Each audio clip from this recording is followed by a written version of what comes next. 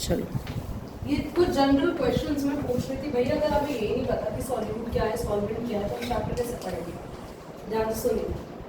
सबसे पहले हमें पढ़ना क्या है, आज का टॉपिक पूरा का पूरा सॉल्यूशंस पे बेस्ड है। सॉल्यूशंस हम लोग क्लास 9th में पढ़ चुके हैं। Made up of solute and solvent, जिसमें से solute generally in the lesser amount and solvent in the larger amount. This is fixed. solute lesser amount में ही रहता है और solvent हमेशा larger amount. अगर भैया अगर ये larger amount पे हो गया तो ये solvent बन जाएगा। दो चीज़ें जब आपस में आप डिजोल्व कर रहे हो, दो से ज़्यादा चीज़ें भी डिजोल्व कर सकते हो। जैसे लेमनेड बना रहे हो, शिकंजी, तो उसमें तो आप वाटर में नींबू भी डाल रहे हो, नमक भी डाल रहे हो, शुगर भी डाल रहे हो, you're adding lot of things ना। तो आपने इतनी सारी चीज़ों को मिक्स करके जब एक सॉल्यूशन रेडी किया तो उन सब में से हमेशा हायर साइड पे कौन रहता है? सॉल्यूट। ये ध्यान रखना, कभी भी सॉल्यूट हायर साइड पर नहीं होता है। हाँ, you are having a solution, you are adding a solute into a solvent. Hrithik आ भी रहा है या नहीं आ रहा है इस क्लास में? आ रहा है? कब आने वाला है? जब टॉपिक भी पूरा हो जाएगा। हाँ, you are adding a solute into a solvent और आपके पास ये एक सॉल्यूशन ए है। अगेन आपने सॉल्यूट ऐड किया,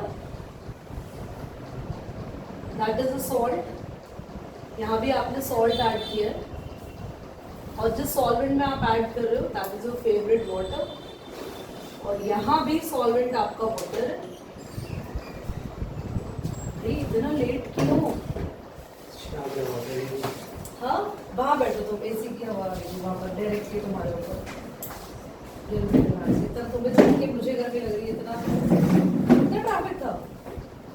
चलो ध्यान से देखो सर, तुम्हारे पास दो सॉल्यूशंस हैं। एक में आपने सॉल्यूट डाला है सॉल्वेंट में, दूसरे में भी सॉल्यूट डाला है सॉल्वेंट में, पर मुझे ये नहीं पता कि किस में मैंने ज़्यादा सॉल्यूट डाला है और किस में मैंने कम डाला है।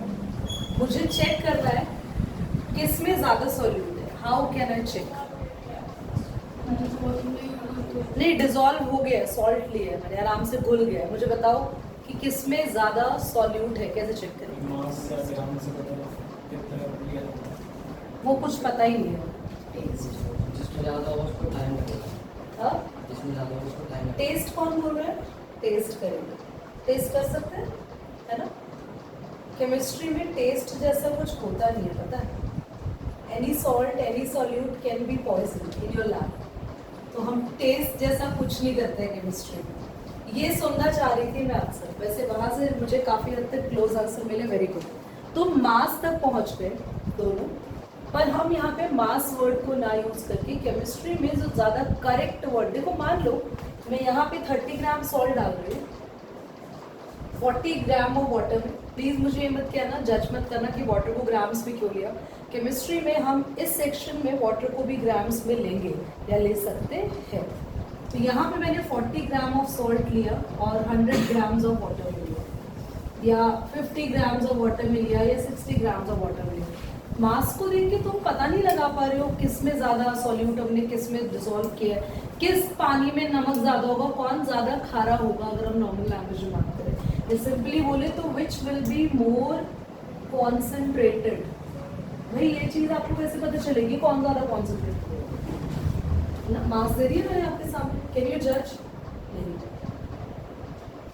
इसके लिए आपको बहुत सारे मेथड सिखाए जाएंगे आज, और आपको दो सॉल्यूशन में से किसमें ज़्यादा सॉल्यूट है ये क्लियर होगा by using these kind of methods जो हम आज सीखने वाले हैं। तो कौन कौन से मेथड्स हम सीखने वाले हैं?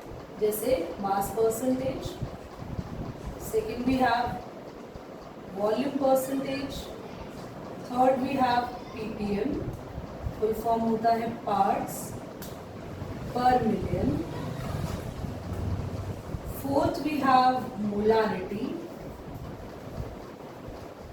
fifth we have molality, sixth we have mole fraction,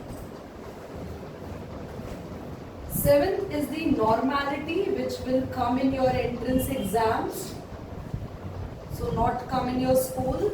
Academics में एक formality भी होती है, हंसना नहीं, genuinely होती है. There is a one thing formality that you will going to learn in class 12. हालांकि नॉर्मैलिटी भी मैं इस साल नहीं पढ़ाऊंगी, हम क्लास 12 में ही पढ़ेंगे, बट ये 6 हम आज पढ़ने वाले, दे आर वेरी इंपॉर्टेंट. अगर मैं आपसे पूछूं तो पूरे चैप्टर नंबर 1 में एंट्रेंस में आने वाले हॉट टॉपिक्स में से एक ही टॉपिक है.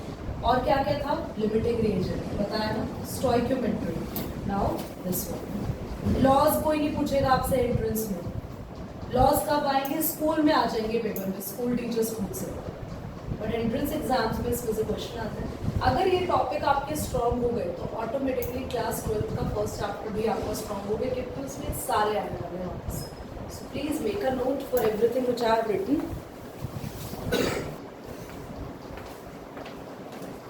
आते हैं फॉर्मूलाज देखते हैं क्लास. अच्छा, जहां जहां पे भी I write B on A is for solvent, B is for solute. Again I am mentioning that A and whatever we are adding that is B. ठीक है, क्योंकि हर बार मैं solute solvent नहीं लिखूंगी. और इवन बुक्स में भी जैसे मैंने A और B बताया है ना, वैसे ही मेंशन होता है. B stands for solute. Books में इवन NCERT बुक में, बहुत सारी हेल्थ बुक्स में और बहुत सारी आपकी जो एक्स्ट्रा बुक्स होती है उन सब में भी B और A देखो तो B always stands for solute. ठीक है, चलो. तो फर्स्ट आपके पास फॉर्मूला है मास परसेंटेज. मास परसेंटेज आपको किसी का भी निकालना है. अगर ए का निकालना है लेट्स सपोज, तो मास ऑफ ए आपको ऊपर रखना होगा और मास ए एंड बी दोनों का ही रहेगा डिनोमिनेटर में.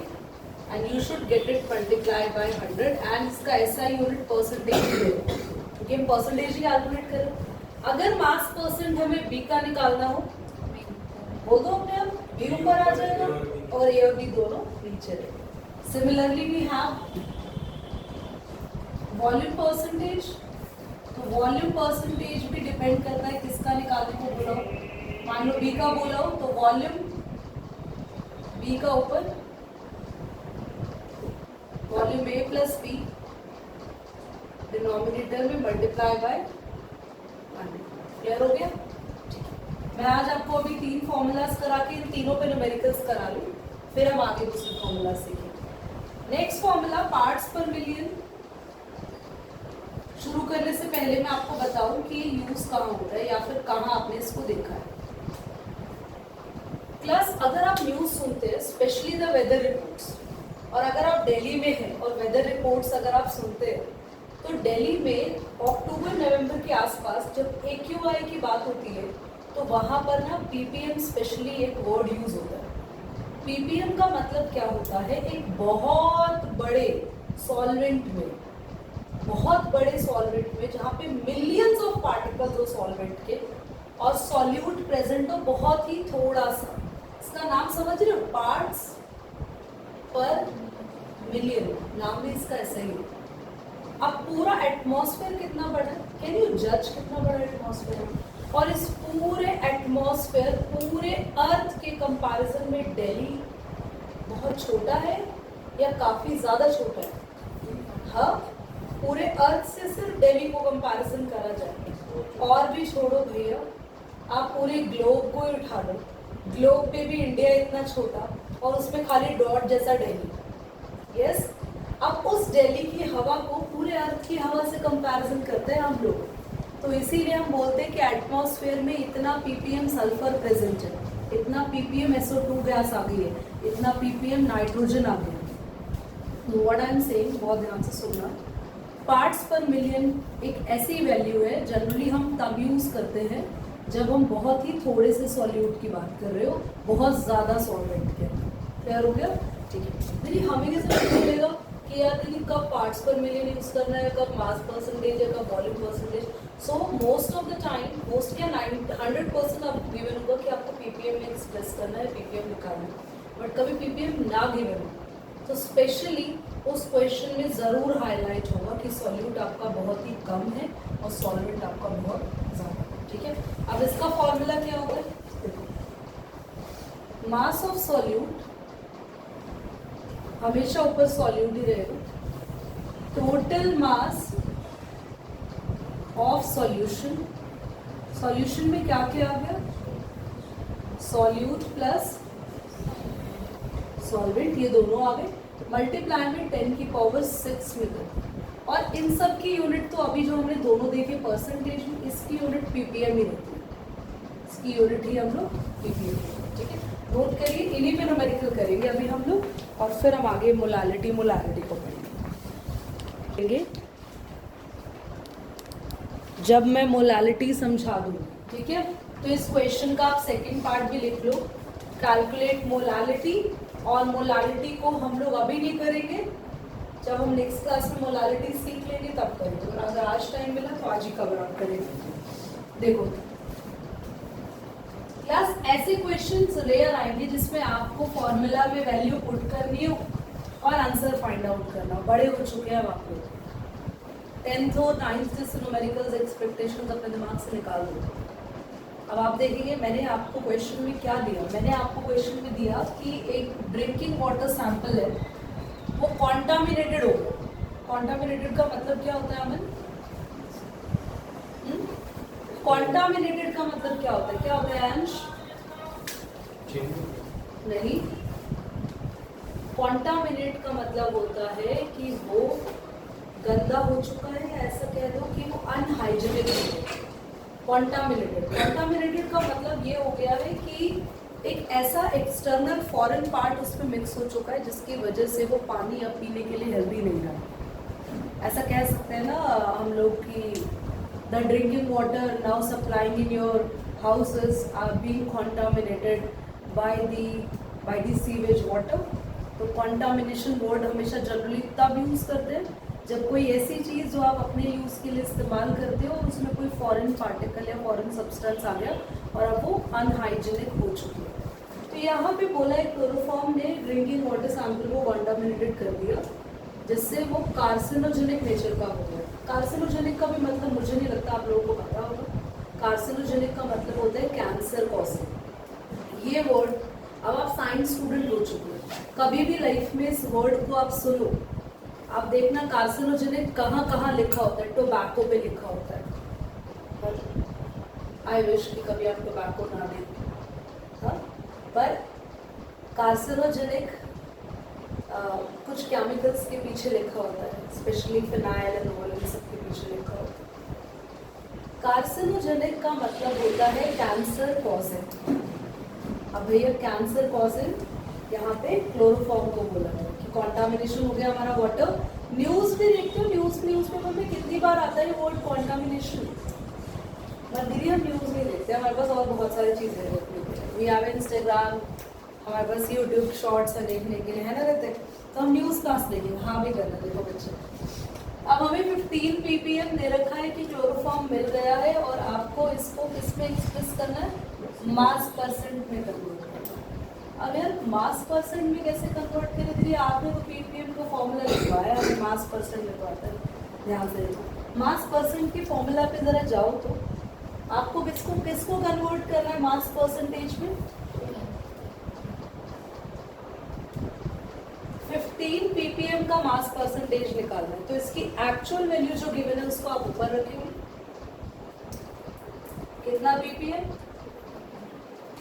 और कभी भी परसेंटेज निकालते हैं, परसेंटेज तो किसी भी चीज को किससे मल्टीप्लाई किया जाता है, 100 से।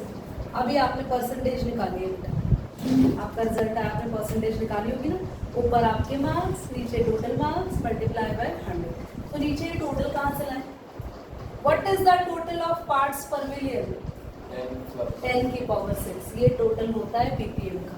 दीदी कैसे पता चला, देखो परसेंटेज का टोटल क्या होता है, टोटल मैक्सिमम परसेंटेज कितनी होती है, 100, तो परसेंटेज का टोटल 100 होता है, ppm का टोटल क्या होता है, तो हमने टोटल यहाँ लिखा, सॉल्व करो, ये कैंसिल हो जाएगा, 10⁴, तो 0.0015% is the chloroform dissolved in your drinking water sample। तुम्हें भी समझ में आया, चलो लोग इस चैप्टर में ना अब बस न्यूमेरिकल्स ही बचे हैं बेटा, ये सारा पूरा का पूरा कंटेंट आपका न्यूमेरिकल बेस्ड ही है।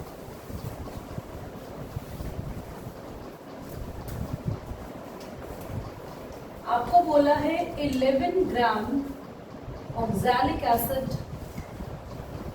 डिसॉल्व कितने dissolves in 500 ml of solution। ठीक है, प्लस हमें बोला है कि मास परसेंट निकालो, अभी लिख लेंगे मैं, मास परसेंटेज निकालो ऑक्सैलिक एसिड की। ऑक्सैलिक एसिड की मास परसेंटेज निकालनी है तो ऑक्सैलिक एसिड का मास ऊपर आएगा जो कि दिया है 11 ग्राम। अब हमें मास नीचे लिखना होता है ए और बी दोनों का, यानी कि पूरा किसका मास लिखना होता है हमें। अब सॉल्यूशन का मास ना देके इन्होंने हमें क्या दे दिया, क्या दे दिया जल्दी बोलो, ये मास तो नहीं है, क्या है एमएल। लीटर और एमएल क्या एक्सप्रेस करते हैं, वॉल्यूम। वॉल्यूम, ये वॉल्यूम में दिया इसलिए कोई भी चीज लीटर में होती है, एमएल में होती है, सुन लो ध्यान से, सेंटीमीटर क्यूब में होती है, मीटर क्यूब में होती है, दैट मीन्स वॉल्यूम दे दो। अब यहाँ इसने ट्रैप में फंसा दिया हमको, बट देखो जरा, अगर वॉल्यूम दिया है तो कुछ ना कुछ ऐसा जरूर दिया होगा जिससे मास निकाल सकते। देखो ब्रैकेट में हम लोगों को, हाँ हम लोगों को डेंसिटी का फॉर्मूला सबको पता होता है, मास अपॉन वॉल्यूम। डेंसिटी भी सॉल्यूशन की ही होनी चाहिए, मास तभी सॉल्यूशन का निकलेगा, और वॉल्यूम भी किसका पुट कर रहा है हमें, पूरे सॉल्यूशन। डेंसिटी सॉल्यूशन की ही दी है ग्राम पर एमएल। यस, मास आपको नहीं पता, आप एक्स मान लो, वॉल्यूम कितना है 500, ये ऊपर जाएगा 1.1, 500 से मल्टीप्लाई होगा। बेटा 1.1 की यूनिट है ग्राम पर एमएल है, देख रहे हो, और 500 अपनी कौन सी यूनिट लेकर आ रहा है। तो देखो आज समझना, मैं आपके समझाने के लिए लिख रही हूँ, लिखना नहीं ऐसे, ग्राम पर एमएल, और इसकी यूनिट क्या है, खाली एमएल से एमएल कैंसिल हो जाएगा, क्योंकि पर एमएल है, पर का मतलब अपॉन में है, ये एमएल कैंसिल करनी आती है ना यूनिट से यूनिट, सिर्फ क्या बचेगा, ग्राम। तो इसका मतलब हमारा जो मास निकलेगा उसकी यूनिट क्या देने वाली है, समझ में आया। तो 5500, 550 आ गया आपका एक्स, समझ में आया। चलो, तो अब आपको निकालना है मास परसेंटेज ऑक्सैलिक एसिड का। ऑक्सैलिक एसिड का मास परसेंट निकालने के लिए उसका मास ऊपर, ऑक्सैलिक का 550 multiply by 100. I hope you can solve it and calculate the percentage fast better. So we are going to start with the formula, that is molarity. अरे यार ये भी हटा दिया क्या,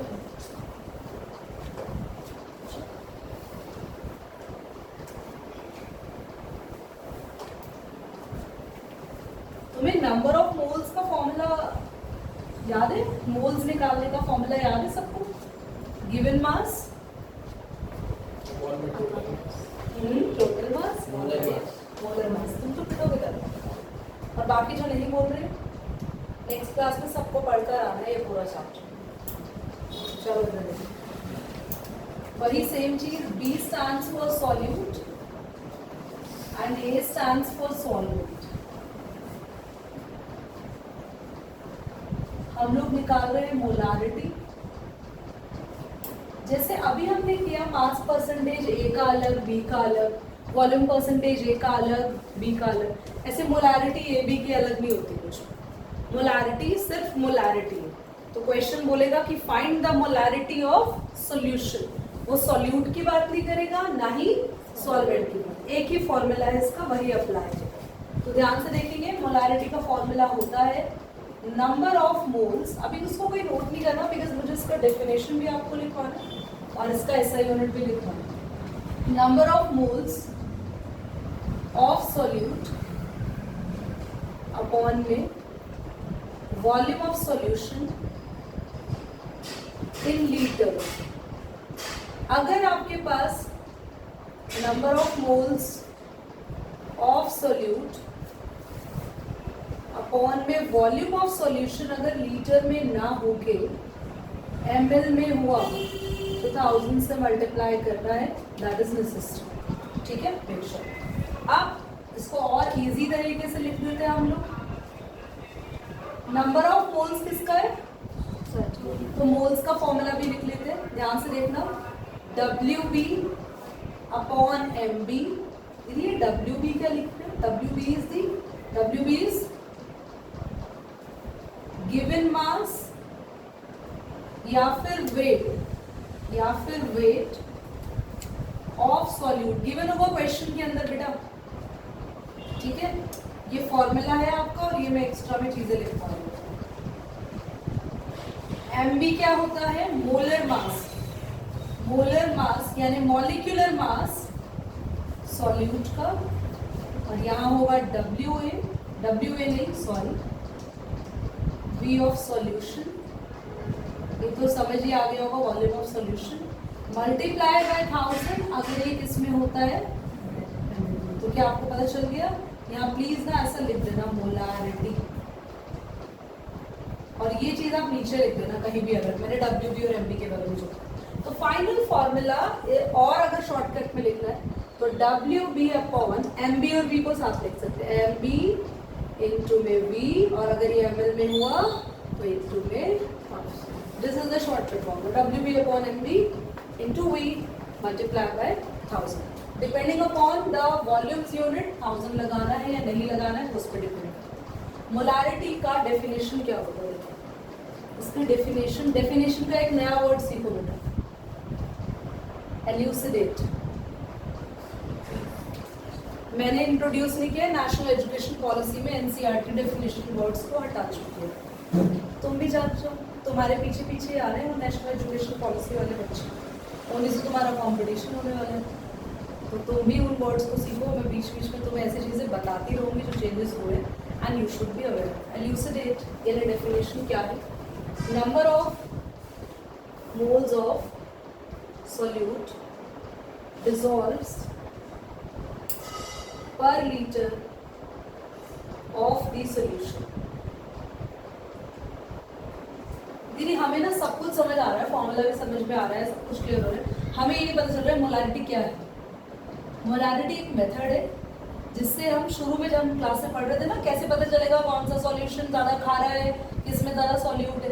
तो मोलारिटी इज द मेथड जो हमें बताता है कि पर लीटर में कितने मोल्स ऑफ सॉल्यूट प्रेजेंट है। मतलब कि अगर आपके पास पूरा एक ग्लास भर के पानी है और उस ग्लास में मान लो 2 लीटर पानी आ सकता है, तो आपने अगर मोलारिटी निकाली और आपने मोलारिटी निकाली है 5, तो इसका मतलब होगा इस ग्लास के 1 लीटर में 5 मोल्स सॉल्यूट प्रेजेंट है। अगर पूरी बकेट है आपके पास, उस बकेट में आराम से 10 लीटर पानी आ जाता है। 10 लीटर की बाल्टी है, उस 10 लीटर की बाल्टी की अंदर आपने सर्फ डिसॉल्व कर रखा है, आपने डिटर्जेंट डाल रखा है। अब मैं आपको उस बकेट की मोलारिटी अगर बता दूं कि उस बकेट की मोलारिटी है 20, तो इसका मतलब है उस बकेट के 1 लीटर में कितने moles of 20 moles of solute dissolve है। 20 मोल्स ऑफ सॉल्यूट उस बकेट के 1 लीटर में डिसॉल्व। तो मोलारिटी हमें क्या बताने में मदद करती है?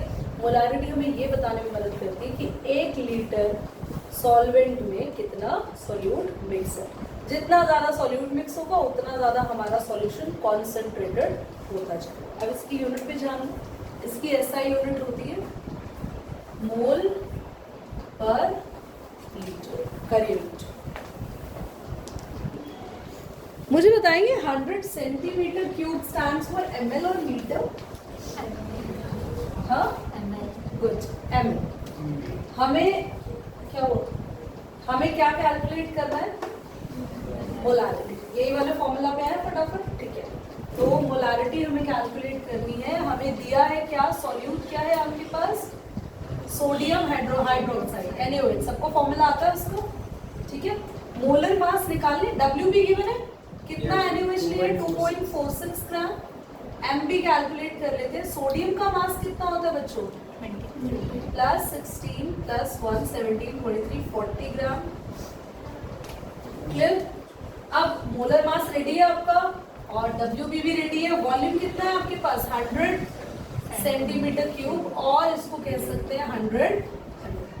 Molarity will be WB upon में MB इनटू में V multiply by 1000 of course because volume आपका ml में है 2.46 अपॉन में 40 मल्टीप्लाई 100 इनटू में 1000 of course zeros are being done और आप इसको 4 के टेबल से कर सकते हैं 4 6 आर 24 राइट एंड आपके पास यहाँ पे 4 1 आर 4 2 4 5 आर 20 6.15 मोल पर litre is your molarity 0 point आना चाहिए ना है ना